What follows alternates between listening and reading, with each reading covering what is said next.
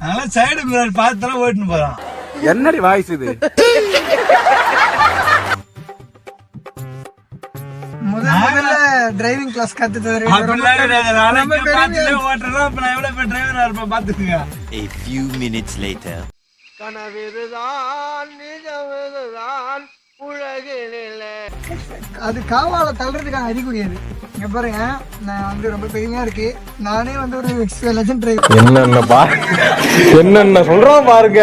கம்பி கட்டுற கதையெல்லாம் எடுத்து போடுறாங்க. ஏய் வண்டி வருது. மூணாவது லெஜண்ட் டிரைவர் பாரு மூணாவது. மூணாவது கிரி எப்படியா?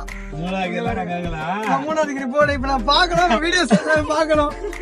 பாருங்க எங்க பாருங்க.